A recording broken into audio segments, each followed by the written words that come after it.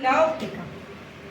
Entonces la cúpula óptica, al formarse, lo que generaba era una cúpula de doble pared, es decir, la pared externa y la pared interna. Entonces la voy a subdividir acá. De esa cúpula óptica, es decir, del mismo ectodermo, ahí es donde se diferencian los dos tipos de ectodermo.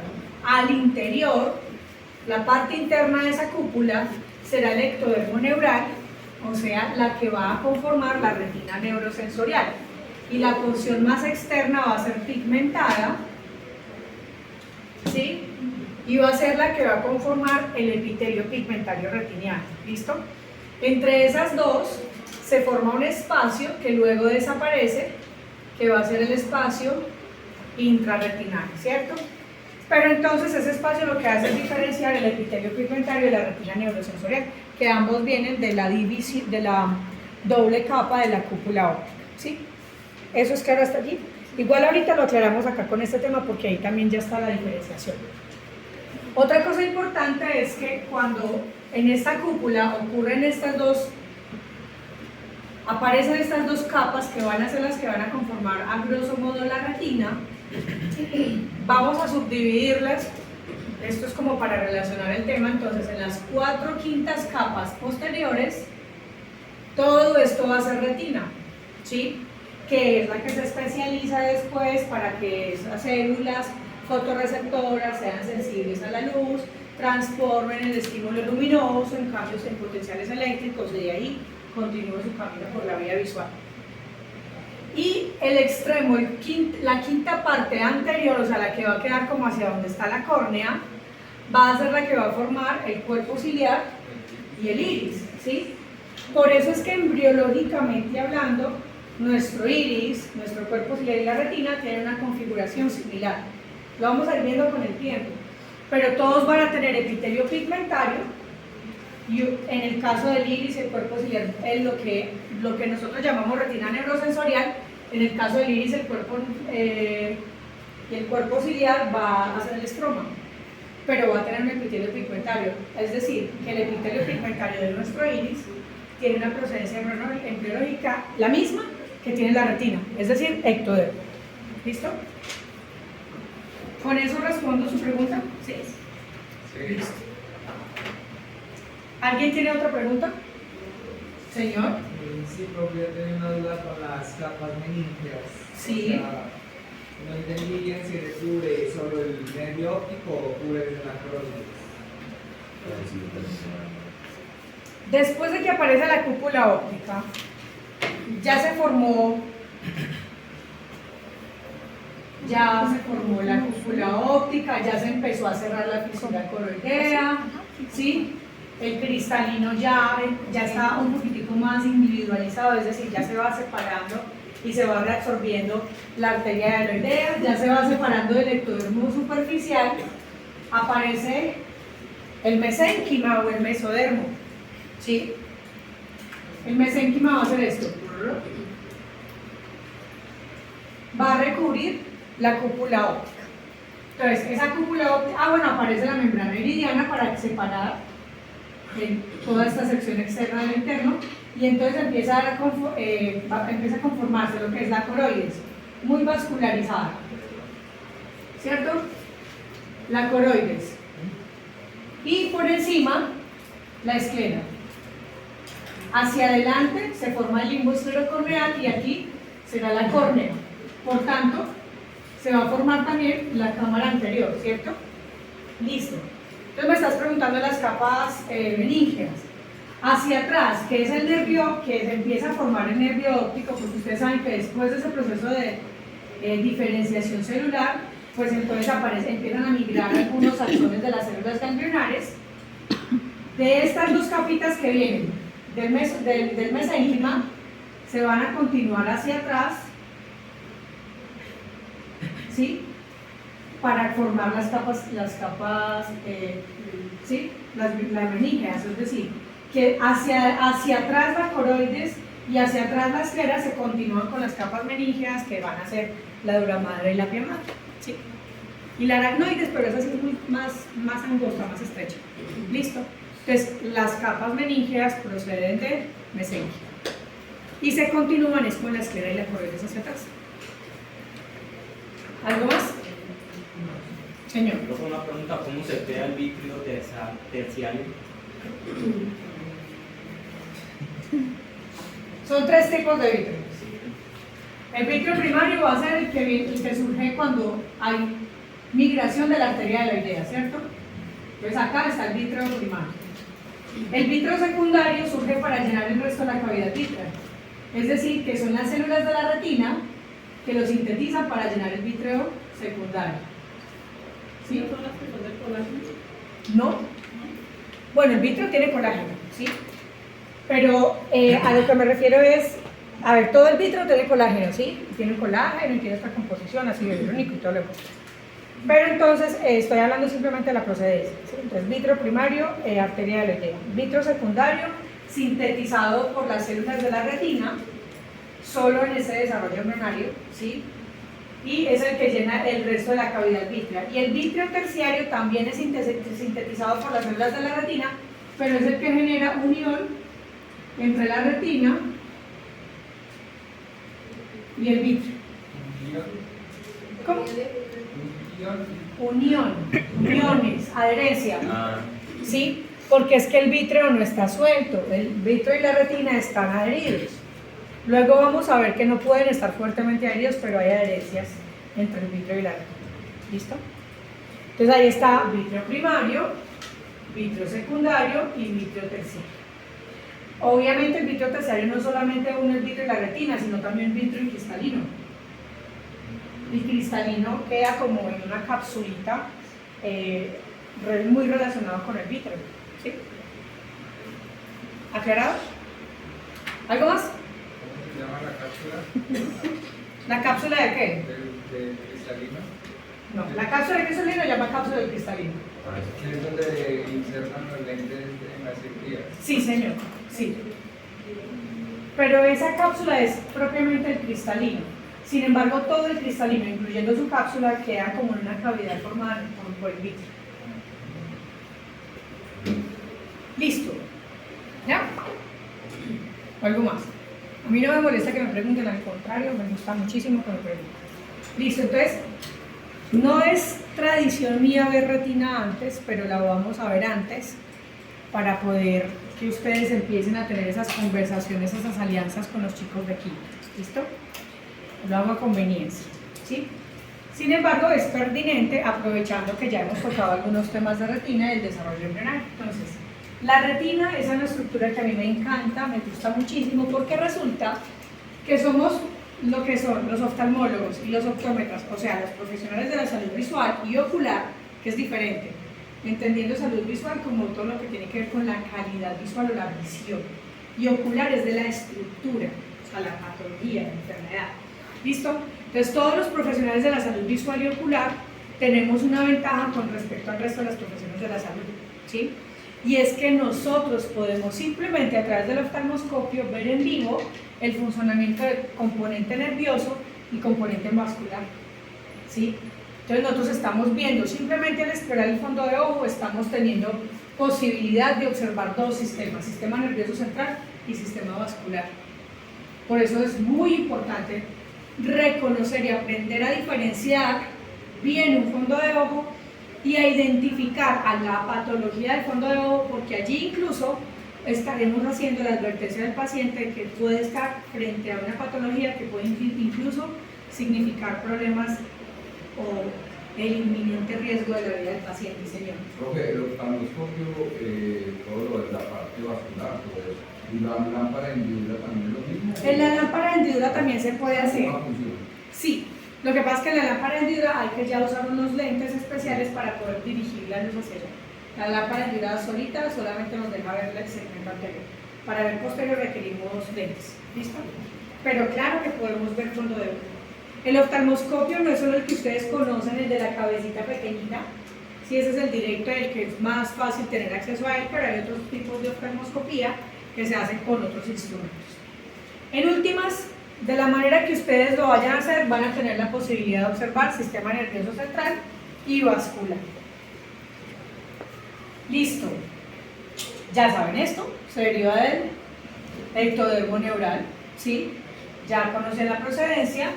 Tendrá entonces dos grandes grupos, una retina neurosensorial y un epitelio pigmentario, es decir, que toda la retina no es tejido nervioso. 9 capas sí, pero hay una sola que no es tejido nervioso y es el epitelio pigmentario retiniano, muy importante. Y tiene un espesor diferente dependiendo de dónde estemos ubicados, ¿sí? Por ejemplo, a nivel de la hora serrata, es decir, muy en el extremo, cercano al cuerpo ciliar, va a tener un espesor de 100 micras. ¿Cuántas micras tiene un milímetro? ¿Cuántas? 1000, sí. 1 milímetro tiene 1000 micras. ¿Cuántos milímetros tiene un centímetro? 10. ¿Alcanzan a reconocer la dimensión del espesor de la retina? O sea, si un centímetro tiene 10 milímetros y 1 milímetro tiene 1000 micras y el espesor de la retina cerca de la hora serrata es de 100 micras, imagínense la dimensión de la retina. ¿Listo? Ahora, alrededor de la mácula, esta es la porción foveal. Yo sé que en algún momento ustedes han tenido una aproximación a esta imagen, ¿sí? En la fóvea, que es el punto más delgado, en donde ustedes bien saben que es donde se encuentran las células fotorreceptoras denominadas conos, que son específicos para el detalle, el color, ¿cierto? Están ubicados solo en esta zona, ¿sí? Y esta porción más o menos, de alrededor de esto es más o menos 1 milímetro, de alrededor de unos 2-3 milímetros, centrados en la fóvea, vamos a denominar la mácula, ¿sí? Entonces la mácula tiene la fóvea al interior, ¿sí? Ok.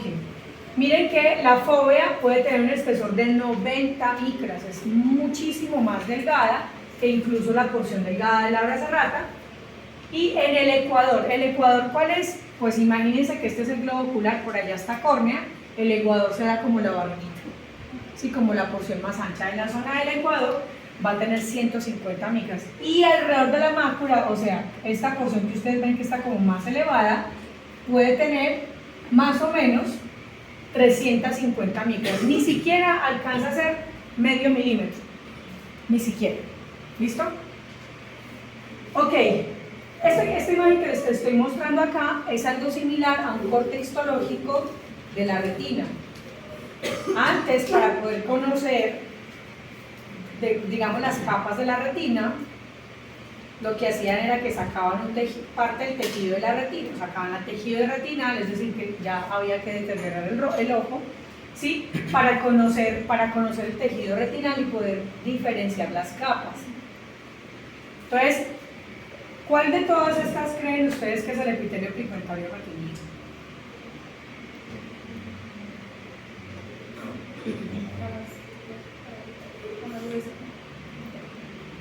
Pensémoslo por el nombre, epitelio pigmentario. La que está más marcada, ¿cierto? Más llena de pigmento. Entonces, en este caso, este es el epitelio pigmentario, ¿sí? Epitelio pigmentario, de aquí hacia abajo tendremos coroides, que también tiene una coloración mucho más fuerte porque resulta que la coroides es vascularizada y pigmentada, y de aquí hacia arriba entonces será la retina neurosensorial, de aquí hacia arriba será vítreo. Entonces esta será la porción más externa de la retina y esta la porción más interna de la retina, ¿listo? Entonces resulta que para poder reconocer histológicamente una retina, antes tenían que hacer el corte de la retina.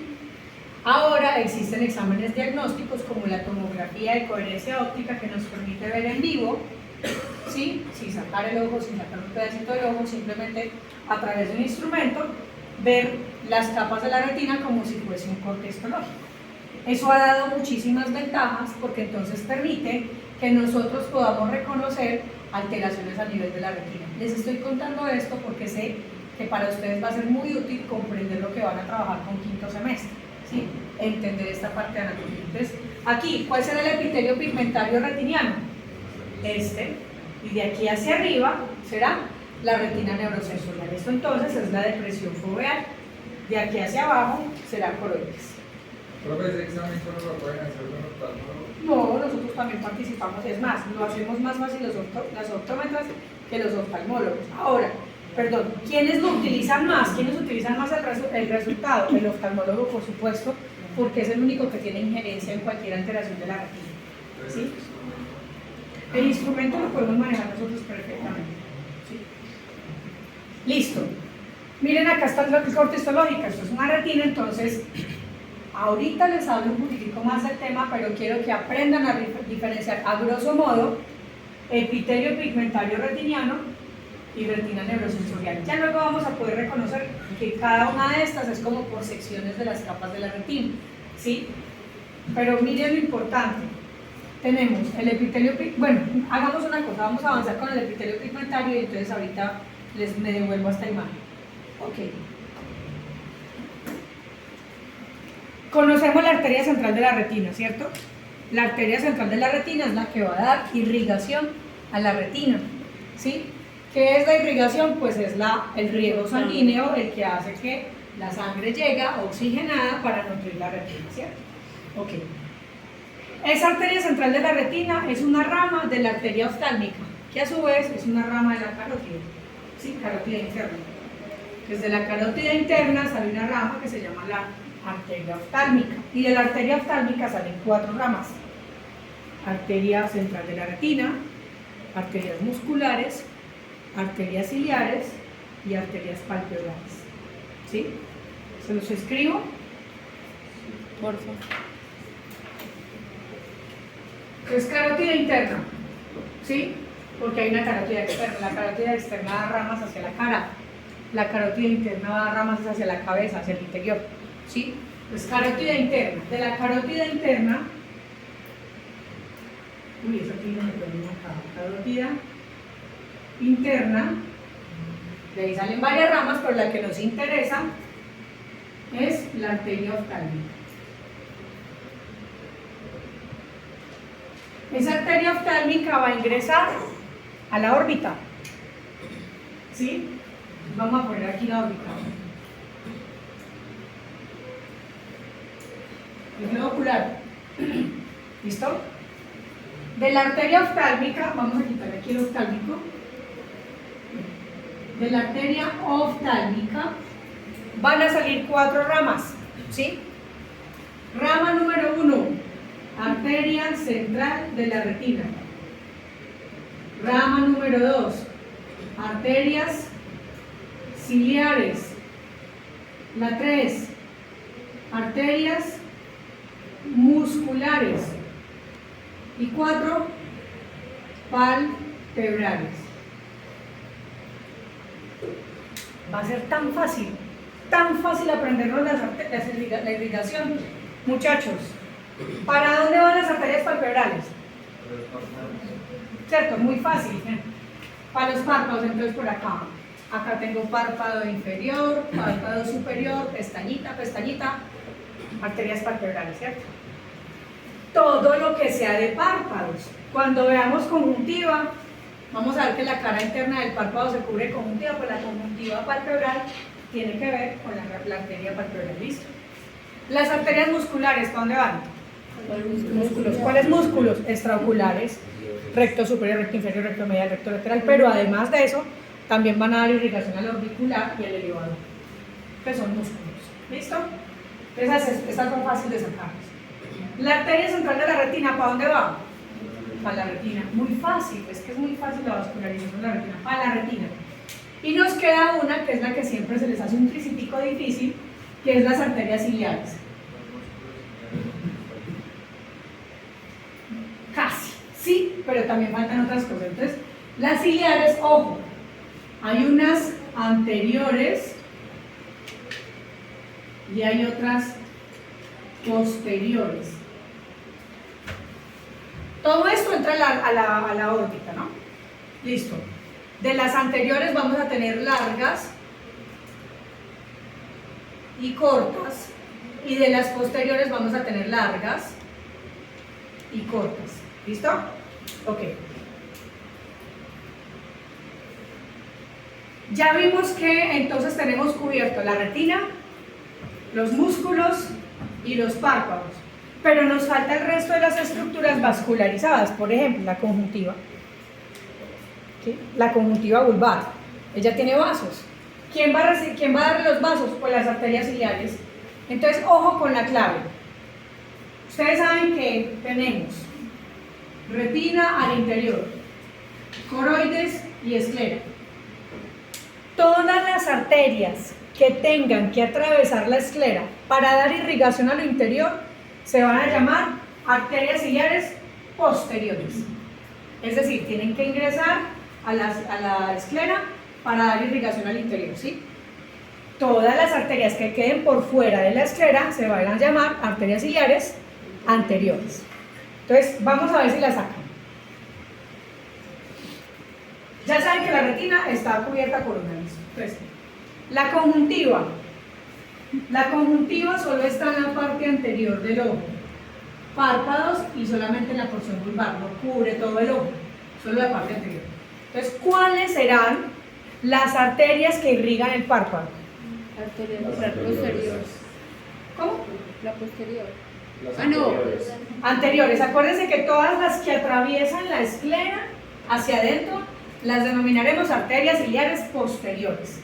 Y las que no tienen que atravesar esclera se llamarán arterias ciliares anteriores. ¿Listo? Entonces, para la conjuntiva que está por acá, por fuera de la esclera, serán las arterias anteriores largas o cortas. Dígame qué trayecto tienen que hacer hasta allá. Largas. Entonces las vamos a llamar arterias ciliares largas anteriores. Muy fácil. A mí me tocó aprenderme en individual, yo nunca le encontré relación, pero estoy segura que ustedes lo van a aprender así más fácil. Listo. Ya vimos que la conjuntiva tiene una cobertura del párpado de la cara interna. Como es párpado, la conjuntiva palpebral sí está por las palpebrales. ¿Listo? Ok. Bueno, córnea no tiene irrigación, la conjuntiva sí. Listo. Iris. ¿Cómo se llaman las arterias que van al iris? Arterias ciliares posteriores, porque tuvieron que ingresar. ¿Cortas o largas? Largas, porque mira el iris donde está. Haga una cosa, divida esto así. Lo que venga hasta acá, largos. Y lo que venga hasta acá, cortos. ¿Sí? Listo. Entonces, otra vez. El iris, entonces, serán arterias ciliares posteriores, porque tuvieron que ingresar a la esfera, largas. Listo. Cuerpo ciliar y músculo ciliar. Lo mismo. Arterias ciliares posteriores, largas. Posteriores, largas. ¿Listo? Coroides. Anterior. Posteriores, cortas y largas. ¿Sí? ¿Por qué? Porque la coroides viene desde acá hasta atrás. Entonces tendrán que ser arterias ciliares posteriores, cortas y largas. ¿Listo? ¿Qué nos falta? La esclera. La esclera tiene vascularización poquita, pero tiene. Cortas y largas, pero anteriores, porque estamos en la esclera. ¿Listo? Fácil, ¿no? ¿Sí? Sí. Listo. Ok.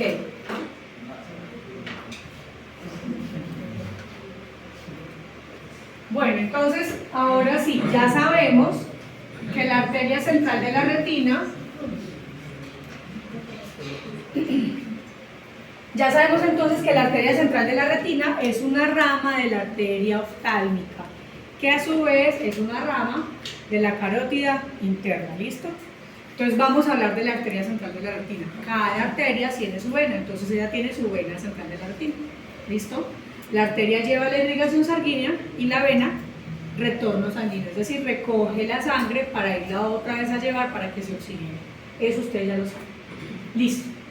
Resulta que estas son las 10 capas de la retina. Entonces tenemos epitelio pigmentario retiniano, fotorreceptores, bipolares horizontales y aquí las células ganglionales, ¿sí? Entre todas esas forman la retina. Por debajo del epitelio pigmentario retiniano tenemos esta que es la coroides, ¿sí? Estoy hablando que de aquí hacia allá es afuera, la parte más externa, entonces será coroides y esclera. Esto será retina y al interior será vítreo. ¿Listo? Ok. Noten dónde están ubicadas las arterias.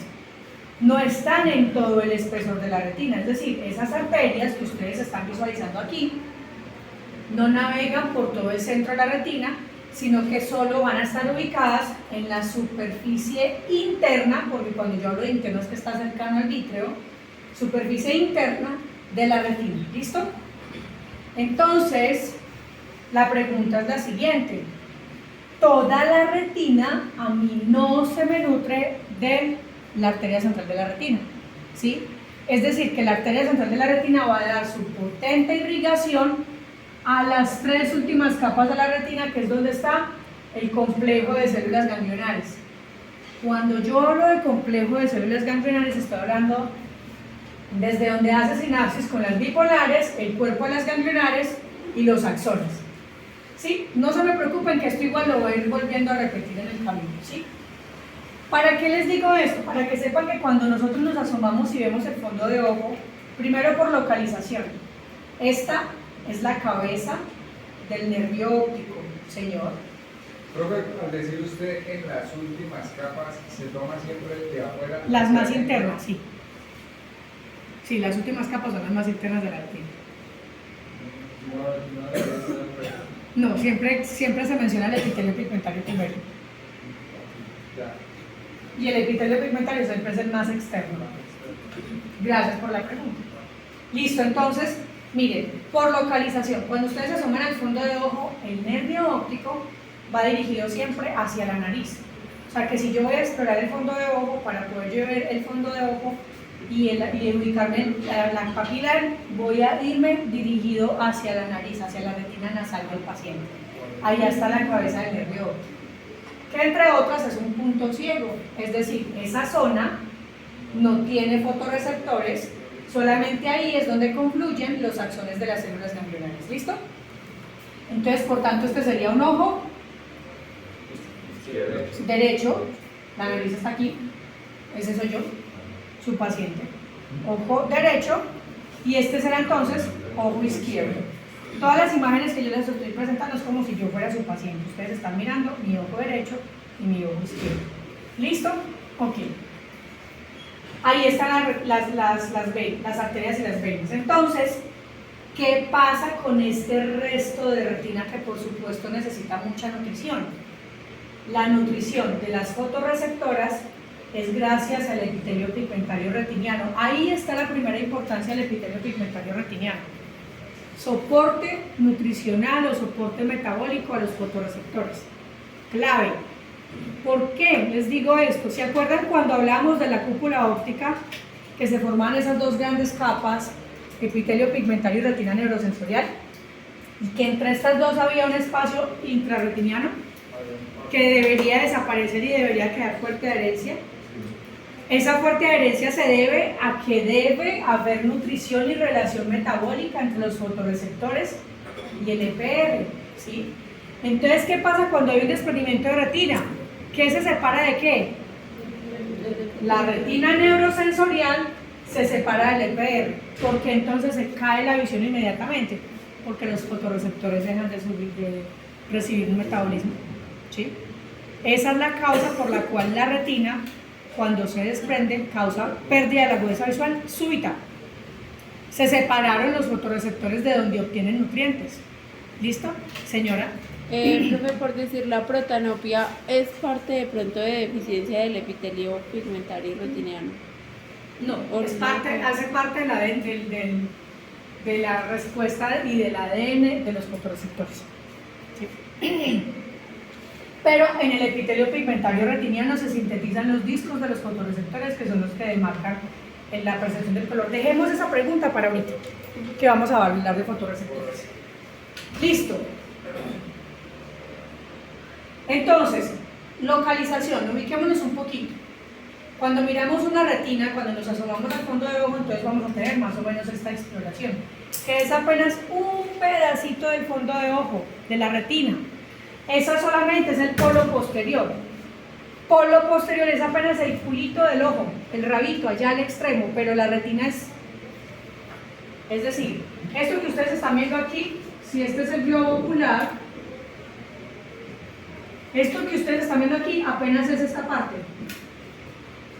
Sí, solo el culito del ojo, pero hay más retina. Por eso es que no nos podemos acostumbrar a que solo exploramos esto, sino que tenemos que aprender, eso lo veremos en cuarto, cómo explorar la retina periférica. ¿Sí? Entonces, aquí por eso se llama polo posterior, porque es este polo apenas. ¿Sí? Entonces, este es el polo posterior. Entonces, ¿qué es el polo posterior? El área que se comprende entre el nervio óptico, arcada vascular superior, arcada vascular inferior y área macular. ¿Sí? ¿Estamos bien o están perdidos? Si están perdidos, pregunten. Listo. Cuando yo me asomo al fondo de ojo, entonces voy a ver la cabeza del nervio óptico que hay. De aquí hacia atrás está el nervio óptico. ¿Sí? Y aquí en la cabeza del nervio óptico vamos a tener todos los axones de las células ganglionares, que son los que conforman el nervio óptico. ¿Sí? De esa cabeza del nervio óptico alguna vez fue parte de la fisura ventral, de la fisura coroidea.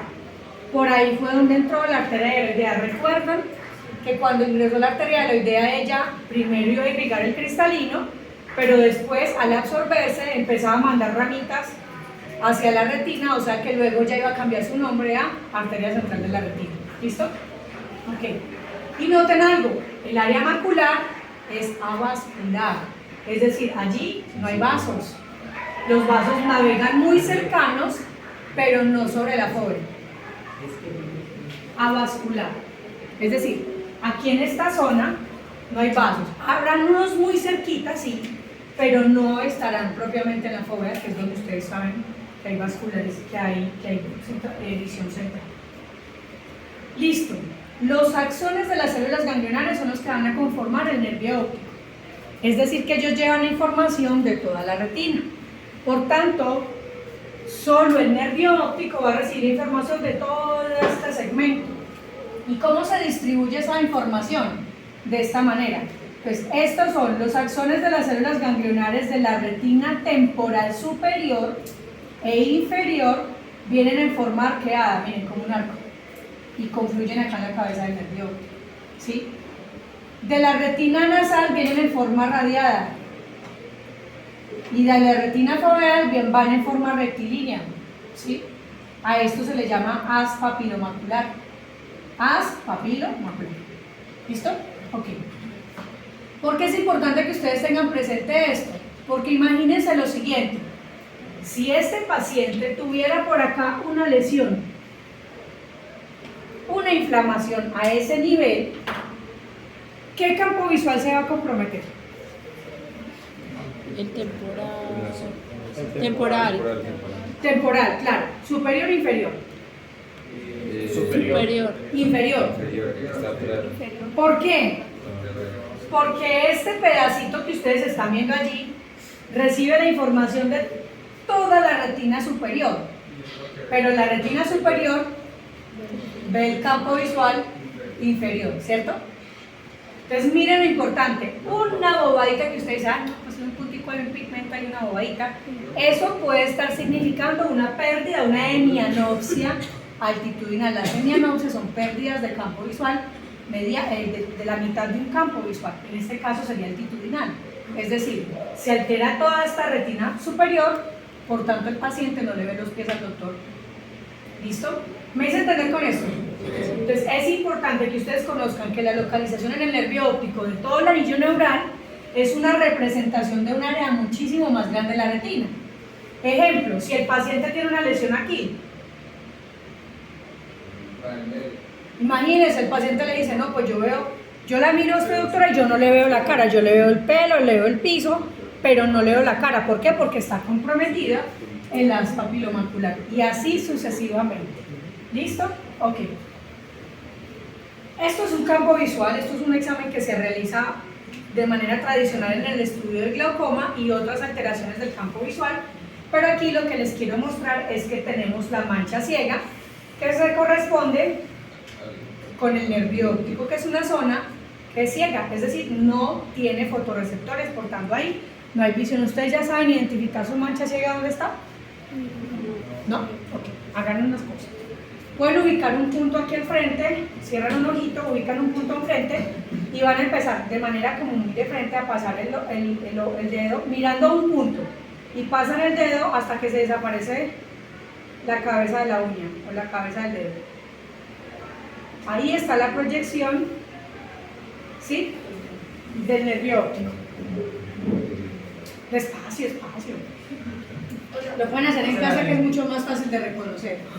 Entonces hay un momento en el que, si ustedes miran un punto de frente, Ay, sí. al pasar la mano hay un punto en donde se me pierden los dedos. Ahí está la proyección del nervio óptico. ¿Por qué no lo notamos? Porque a nivel cortical se fusionan las dos imágenes de las dos retinas y se complementa la imagen. ¿Sí?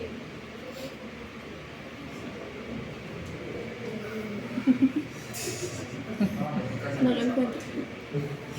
Hágalo en casa, que de pronto es un poquito más fácil, aquí es más abrumador por tanta cosa que hay. Listo. Entonces el nervio óptico que tiene, muchachos, si ustedes, eso es un corte, es decir, aquí estaría el globo ocular, todos los axones de las células ganglionares confluyen acá, el nervio óptico sería toda esta porción, miren, puros axones de las células ganglionares, ¿sí? Y ellos viajan incluso con la arteria y la vena central de la retina. Van a atravesar por una estructura que luego conoceremos que se llama la lámina cribosa, que no es nada más y nada menos que la esclera que tiene que perforarse para poder que los vasos pasen. ¿Sí? Voy a repetir eso. Si aquí tengo retina, coroides y por fuera esclera, y el nervio óptico viene con todos los axones de la retina, ¿sí? Pues ellos tendrán que atravesar la esclera y la coroides, ¿no? Entonces la esclera, que es la última, se perfora para permitir el paso de esos axones. Y a esa zona perforada de la esclera la vamos a denominar lámina cribosa. Ustedes tranquilos que eso lo veremos en esquema. Pero es básicamente esto, ¿sí? La perforación de la esclera. Y entonces, esto que ustedes están viendo aquí, que es la cabeza del nervio óptico, tendrá una excavación, ¿sí? Que es un hueco, es un vacío.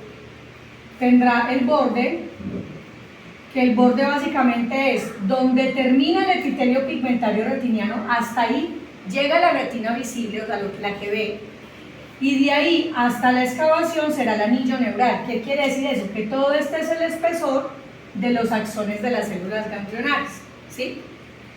¿Ahí vamos bien? ¿O tienen dudas? Cuenten, pregunten. Listo, otra vez. Sabemos entonces que la retina son 9 capas más el epitelio pigmentario retiniano, ¿cierto? Entonces, si ya no volvemos a ver epitelio pigmentario retiniano, quiere decir que hasta ahí se acabó la retina, ¿sí? Exacto. Entonces, esa coloración rojo, naranja, bonita del fondo de ojo es gracias al epitelio pigmentario. La retina no tiene color, solo el epitelio pigmentario retiniano, ¿sí? Entonces, perdón, hasta donde llegue el color, hasta ahí va el epitelio pigmentario retiniano. De ahí hasta la excavación, que yo se las dibujé aquí, pero es, miren, no sé si alcanzan a ver que es como eso blanquito, ¿sí? Hasta ahí es el anillo neural. Entonces el anillo neural es todos este reborde que hay aquí, es donde ahí están todos los nervios, los axones de las células ganglionares, ¿listo? Entonces vuelvo y lo dibujo acá, yo no debería estar haciendo eso. ¿Listo? Todo esto es anillo neural, ¿sí? Listo. Y este que es el borde, que es donde se termina la coloración y empieza una coloración diferente, es que hasta ahí fue el epitelio pigmentario retiniano. Ahora sí es claro. Listo. Ok. No sé qué les iba a decir. Ya. Entonces resulta, muchachos, que hay una cosa que nosotros cuando hacemos exploración, y lo van a escuchar bien los de quinto, y quiero que ustedes no se me pierdan con eso, es la regla Isent. La regla Isent es inferior, superior, nasal y temporal. ¿Y qué quiere decir eso? Que en la regla Isent debe ser más grueso el anillo neural inferior, luego el superior, luego el nasal y luego el temporal. Vamos a ver si este anillo cumple esa regla, ¿sí? Otra vez, ¿hacia dónde va la cabeza del nervio óptico? Hacia la nariz, ¿sí? Y los vasos también le demarcan, entonces esta será donde está la mácula, o sea la retina temporal, porque si la papila está aquí, la mácula estará temporalmente, ¿cierto? Entonces, hacia acá está la mácula y hacia acá está la nariz del paciente, ¿sí? Listo. Vamos a mirar si se cumple la regla Isent. Dice que el anillo neural más grueso es el inferior y el superior, ¿sí? Y es más delgado el nasal y por último el temporal. El temporal es el más delgado. ¿Cumple la regla, dicen? Sí, sí la cumple, ¿sí? Es más grueso inferior y superior, se angosta un poquitico más la nasal y es mucho más delgado el temporal. Y esto tiene una razón de ser. Es que si volvemos a la imagen anterior, la representación más grande, o sea, ¿de dónde viajan más axones? Retina temporal superior e inferior, que son las que van a llegar al anillo neural inferior y superior. La nasal es la siguiente más grande, pero no tan grande como estas, y la macular, miren que apenas es este pedacito. Por eso es que el anillo neural debe ser así. Esto quiere decir que aquí lleva muchos más axones de una zona que es mucho más amplia, de una zona que es medianamente amplia y de la zona que es no tan amplia, que es mucho más angosta, que sería el área macular. Eso es la regla ISA. Entonces, eso es lo que vamos a evaluar. ¿Por qué es importante tener eso presente, muchachos? Porque resulta que cuando hay glaucoma, ese anillo neural se adelgaza. ¿Ustedes han escuchado el glaucoma? Claro. ¿Y han escuchado cuál es la pérdida de la visión del glaucoma o cómo se pierde el campo visual temporal, cierto? Listo. Bueno, esto fue un ojo que unos muchachos hicieron una Sí. Eso no se llama vaca. se me olvidó ¿Es de lo que mono? dijeron. Eso es de mono. Bueno, en todo caso, de una vaca alcanzaron a hacer una disección, eso, hicieron una disección y se ve muy bonito el nervio óptico y alcanzaron a diseccionar aparte la arteria y la vena de la retina de esa cabeza de ese ojo de nervio. Esos son unos pelados que hicieron un trabajo muy bonito. Sí. Listo. Consigámonos un ojo. Aquí está un corte histológico del nervio óptico. Entonces volvemos, miren, tenemos todos los axones de las células ganglionares que confluyen y forman el nervio óptico. Esta será la cabeza del nervio óptico, ¿cierto? ¿Listo? Y miren lo que les estaba diciendo. ¿El epitelio pigmentario lo reconocen? Sí. Miren que hasta dónde va. Donde termina el epitelio pigmentario, que es el que le da la coloración a la retina, hasta ahí termina la retina. Ya de ahí hacia acá será anillo neural. ¿Sí? ¿Ya están más ubicados? Listo.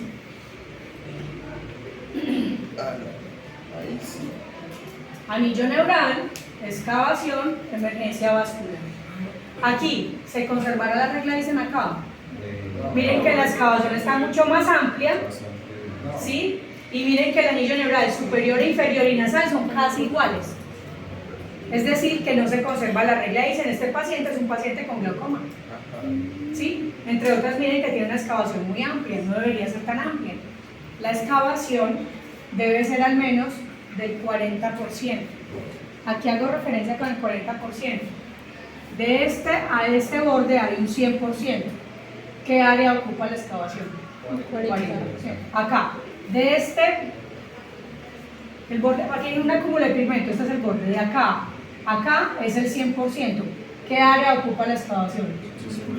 Como un 60, un 70%. ¿Sí? Entonces la excavación, ahí están aprendiendo bastantes cositas. 60-70%. Eso lo vamos a relacionar en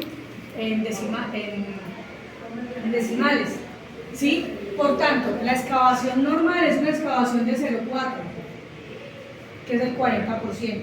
La que ustedes acaban de ver es una excavación de 0,6 o 0,7. ¿Sí? Es una excavación glaucomatosa. ¿Sí? Si es de 0,2, buena excavación. De 0,1, buena excavación. Pero arriba de 0,4 es una excavación sospechosa de glaucoma. ¿Qué significa eso? Que se está reduciendo el espesor del anillo neural, o sea que se están muriendo los axones de las células ganglionares. ¿Señor? ¿Cómo? Arriba de 0,4 es ya considerada una sospecha de glaucoma. Por ejemplo, esta, que de este 100% alcanza a ocupar entre un 50, 60, bueno, ya ustedes más o menos lo estiman, con respecto al diámetro total. Señor. Profe, una excavación de 0,5, ¿qué debe de hacer? Ahí en ese caso, Cuando un paciente exámenes y... tómele la presión intraocular, mándele campo visual, paquimetría y tomografía de nervio. resultados. ¿Qué? ¿Usted puede tener ese paciente para que tenga una excavación de ese Glaucoma. el inicio, pero se puede contraer, o se puede detener, o Se puede evitar por el manejo de oftalmólogo, ¿sí? ¿Qué hacen? Manejan antiglaucomatosos. ¿Qué hacen? Bajar la presión intraocular.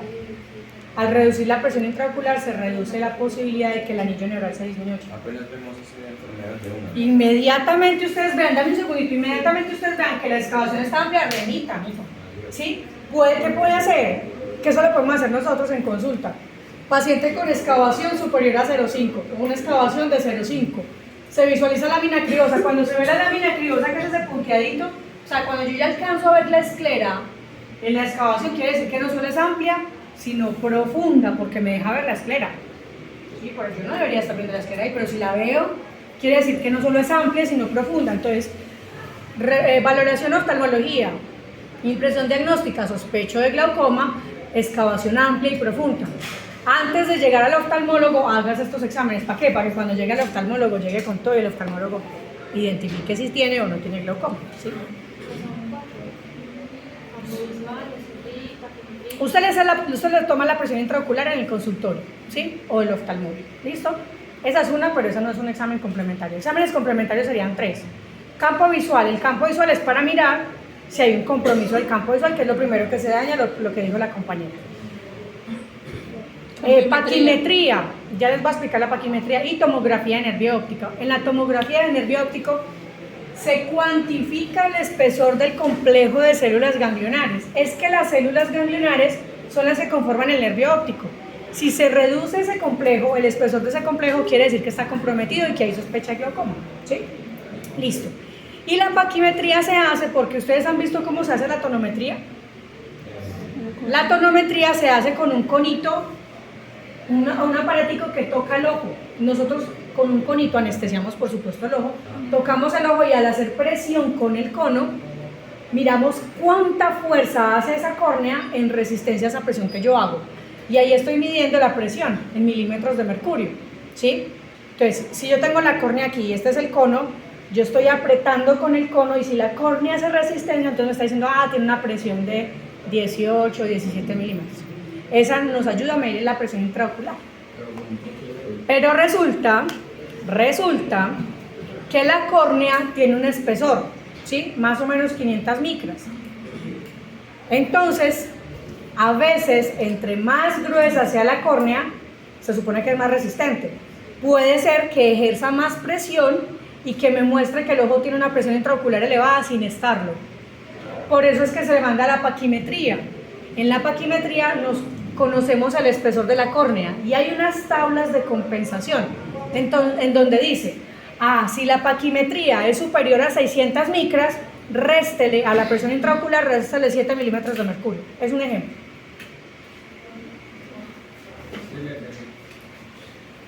Digamos que usted cuando lo mide, los rangos de presión intraocular son de 11 a 21 milímetros de mercurio, ¿sí? Y cuando usted toma la presión intraocular, le da 22 milímetros de mercurio. Usted aquí dice, tiene la presión intraocular elevada, ¿cierto? Pero resulta que ese paciente tiene una córnea de 600 micras, o sea, más gruesa de lo que anatómicamente debería ser. En teoría se considera que una córnea muy gruesa será más resistente. Entonces, hay unas tablas que las aplica el oftalmólogo y el oftalmólogo más o menos dice, si tiene 600 micras de espesor, réstele 7 milímetros de mercurio, entonces no es 22, es 15. Está dentro de los rangos, no tiene presión intraocular elevada, por eso mandan paquimetría. Me estoy saliendo mucho del tema. Seguimos. Rey, esa paquimetría la haríamos nosotros. Nosotros lo podemos hacer. Listo, muchachos. Entonces aquí está la parte más densa del tema de retina, que es aprenderse las 10 capas de la retina. Por fortuna es la única estructura del globo ocular que tiene tantas capas, las otras tienen entre 5 abajo, ¿sí? Que es lo más duro porque es que aprenderse eso en memoria es un cuento. Eso es un cuento. ¿Qué cosa? Aprenderse las 10 capas de la retina. Vamos a darle un poquito de sentido a ver si se nos hace más fácil aprendernos las capas de la retina. ¿Listo? Entendemos entonces que tenemos un epitelio, aquí está al revés, epitelio pigmentario retiniano, ¿sí? Epitelio pigmentario retiniano y de aquí hacia abajo tenemos retina neurosensorial. No voy a hablar de las capas todavía, voy a hablar de lo que ven ustedes en la retina. Entonces, el epitelio pigmentario retiniano hacia atrás tendrá coroides, ¿no? El epitelio toma nutrientes de la coroides. El epitelio tiene unas vellosidades, ¿sí?, que se interdigitan con los fotorreceptores, es decir, los fotorreceptores quedan abrazados en las microvellosidades del epitelio pigmentario. ¿Eso por qué? Pues porque estos dos tienen una alianza metabólica bastante fuerte, ¿sí? Entonces, estos serán los segmentos externos de los fotorreceptores, estos serán los núcleos de los fotorreceptores. Luego, los fotorreceptores, después de que hacen fototransducción y todo lo demás, se comunican con las bipolares. Se llaman bipolares porque tienen dos polos, un polo que hace sinapsis con el fotorreceptor y otro polo que hace sinapsis con las ganglionares. Entonces tenemos un espesor con las células bipolares. Entre esa zona donde están las células bipolares también hay unas que parecen unos pulpitos, ¿sí? Son las células horizontales. Miren que están comunicando de manera horizontal los fotorreceptores, ¿sí? Después tenemos las células amacrinas, que aquí dicen, aquí están así, pero realmente son verticales y comunican bipolares con ganglionares. Miren que hay otra sinapsis. La otra sinapsis, entonces hay solamente en la retina hay dos capas que hacen sinapsis, donde se hace sinapsis. La otra capa donde se hace sinapsis es entonces en esta que se llamará la plexiforme interna, porque acuérdense que hacia el vitro es interno y hacia la coroides es externo, ¿listo? Aquí se hace sinapsis entre las amacrinas, ganglionares y bipolares.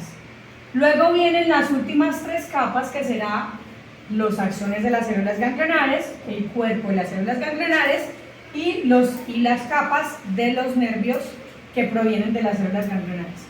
Por último, una membrana, ¿sí?, que se llama membrana limitante interna, porque esa membrana lo que hace es limitar la retina de vítreo. ¿Listo? Ok, vamos a ver. Primera capa, epitelio pigmentario retiniano. Fácil, ¿sí? Ahorita vamos a ver un poquitico más, una única capa de células cúbicas que tienen melanina, o sea, pigmento. Capa de conos y bastones, que estamos viendo los segmentos externos de los fotorreceptores. Allí están las interdigitaciones con el EPR. Membrana limitante externa, uniones entre fotorreceptores y las células de Müller. No se las había contado, pero son estas.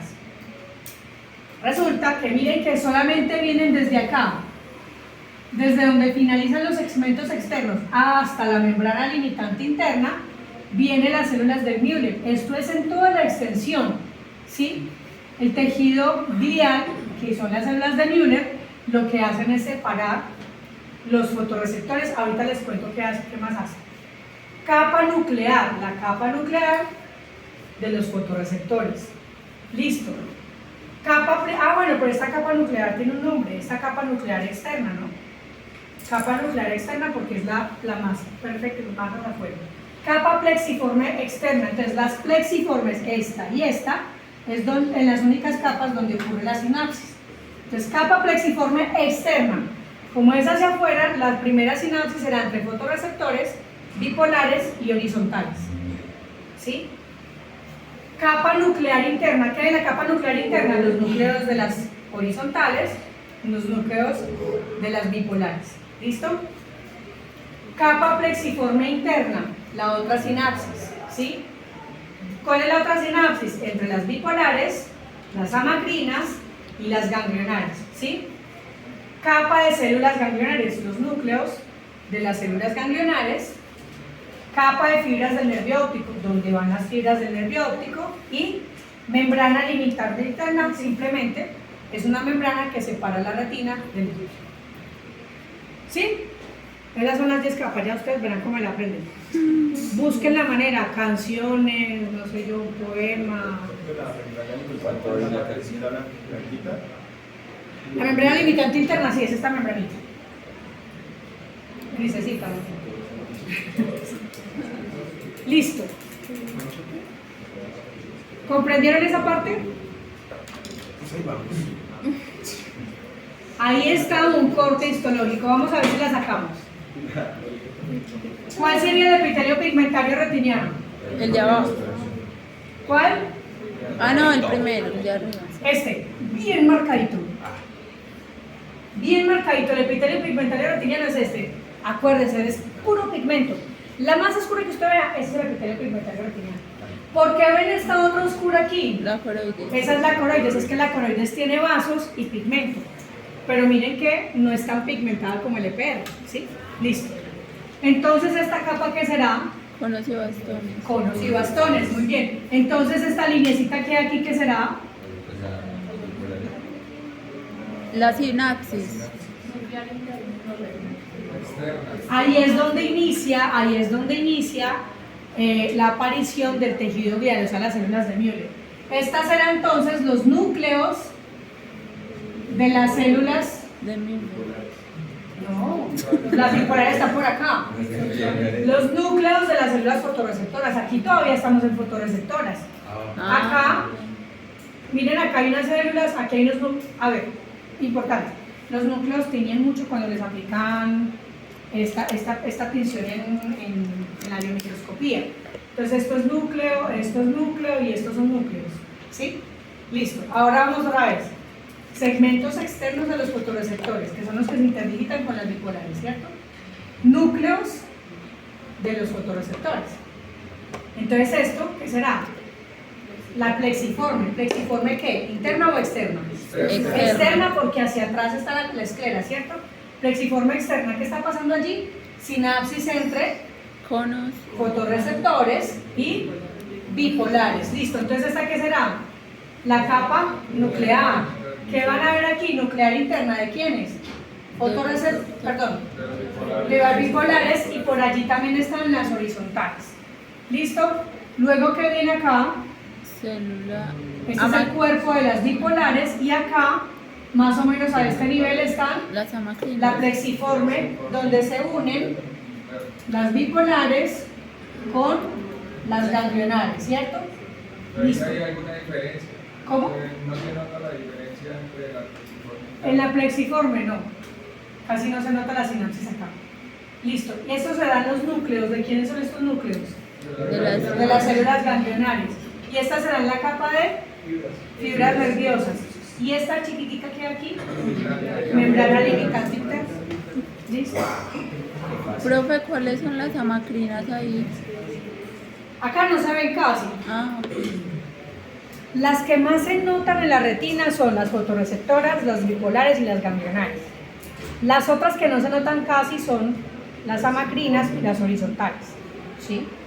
Las amacrinas y las horizontales son de retroalimentación, ya lo vamos a ver. Listo. Empecemos con el epitelio pigmentario retiniano. Va a ser a todos y no decir empecemos porque no hemos empezado aquí. ¿Cómo así? Ok. Entonces empecemos con la primera capa de la retina, el epitelio pigmentario retiniano. Ya sabemos que su procedencia embrionaria es del ectodermo, ¿cierto? Listo. Este epitelio pigmentario retiniano es una única capa de células pigmentadas que, por supuesto, por ser pigmentadas, tiene gránulos de melanina. Alcanzan a ser hasta 6 millones de células y tiene un espesor de 60 micras. O sea, imagínense en dimensiones de medidas. ¿Listo? Miren las funciones claves, importantes, ténganlas aquí. Transporte de nutrientes, iones y agua. ¿De dónde saca los nutrientes el EPR? De la retina. Del nervio. De la coroides, el vecino de abajo. La coroides, porque acuérdense que el EPR no está vascularizado. ¿De dónde va a sacar nutrientes? Del vecino de abajo, ¿sí?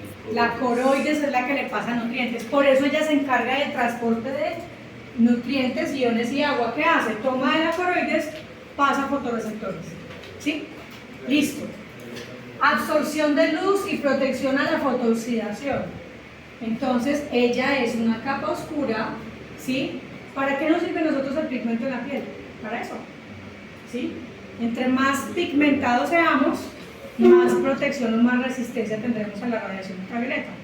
Los que son albinos, por ejemplo, que tienen muchísimo menos pigmento, son mucho más sensibles a la radiación ultravioleta, ¿cierto? Entonces, lo mismo ocurre con el EPR, protección a la fotooxidación.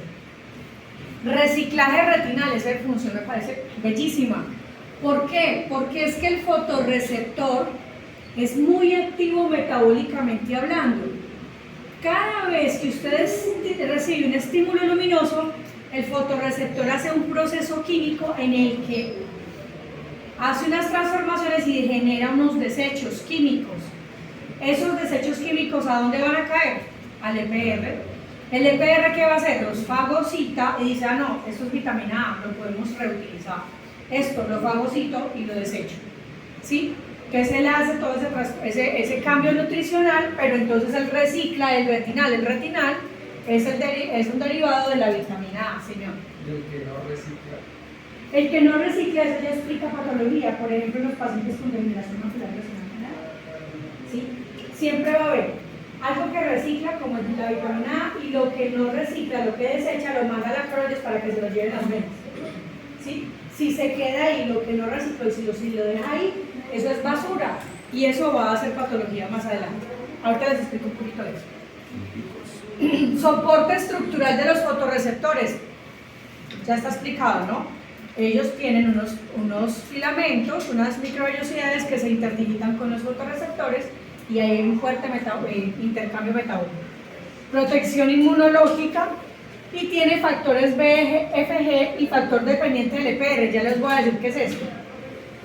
El factor de crecimiento endotelial es el que explica la angiogénesis. El término angiogénesis, ¿qué significa?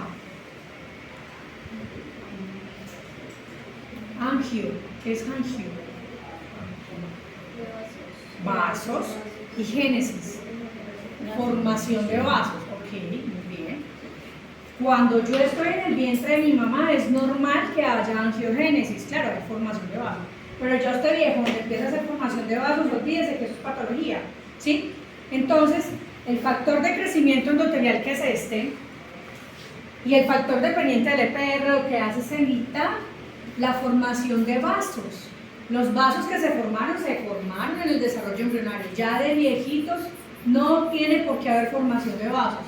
Si ocurre formación de vasos, eso es patológico, ¿sí? Eso serían neovasos y eso es patológico. Entonces, ¿por qué les cuento eso? Porque como el EPR tiene ese factor de crecimiento endotelial y el dependiente del EPR, lo que hace es evitar la proliferación de vasos y crecimiento tumoral, importante. Señor. ¿Qué sucede entonces en la retinopatía diabética que nacen los vasos y en la retinopatía diabética hay áreas de isquemia y cuando hay isquemia, o sea, áreas muertas, hay unas áreas que pierden oxígeno y cuando hay falta de oxígeno, ¿qué hacen los vasos? Oh, allá necesitan oxígeno, entonces van, crecen y forman oxígeno. Pero es por el estímulo de la hipoxia. Ahí funciona también el mismo factor de crecimiento endotelial, pero no es este, es más el que está en las paredes de los vasos de la retina. Pero esa pregunta me sirve para utilizarla en esto, y es que el epitelio pigmentario retiniano en conjunto con la lámina de Bruch, que la veremos cuando estemos en coroides, estas dos laminitas, epitelio pigmentario retiniano y lámina de Bruch, que se escribe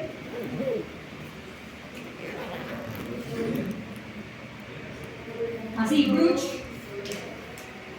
forman una cosa que se llama barrera hematorretiniana. La barrera hematorretiniana, como su nombre lo dice, es un límite. Si de aquí para abajo está la coroides, nada tiene que haber de migración de vasos de la coroides hacia la superficie de la retina. Entonces, esa barrera hematorretiniana está dada gracias a que el EPR tiene estos factores que evitan la proliferación de vasos y crecimiento temporal. Entonces, ¿qué pasa si esa barrera retiniana se rompe? Podrá haber proliferación de vasos y ahí ocurre patología. ¿Sí? Listo. Esa misma barrera con ese factor de crecimiento endotelial también está en los vasos, en las paredes de los vasos, que esa es la que explica la neovascularización en la retina. ¿Cómo quedamos con las funciones del EPR? Entonces, miren, metabolismo, transporte de nutrientes, protección a la fotooxidación, fagocitosis, pero también reciclaje de la vitamina A y protección para que no haya formación de vasos ni crecimiento de tejido tumoral. ¿Sí?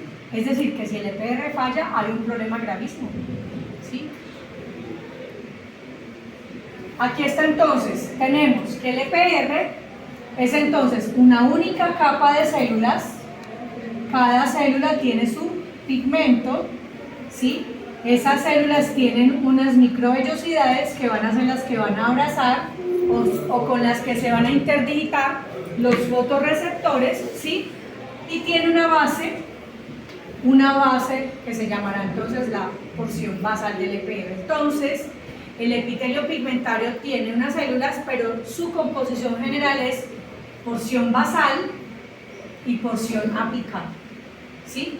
La porción basal es como la estructura fuerte del EPR y la porción apical es la que se interdigita con los fotorreceptores.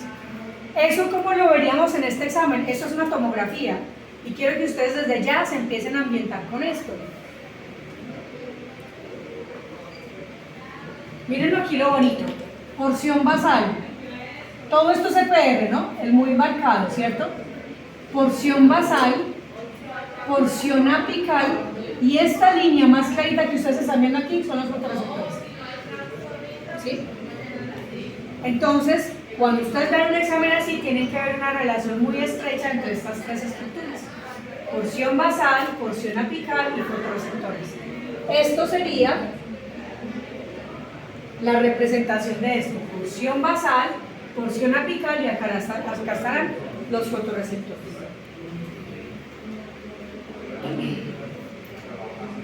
Entonces siguen los fotorreceptores, chicos. Esta clase va hasta las 8. ¿Quieren hacer un descanso? Porque ya veo que alguien está cerrando como a la mitad. Okay. Pero para que se tomen un cafecito. ¿Quieren irse a tomar algo y volvemos a casa? Sí, hágale. Son las 9:20. 9:35 los espero.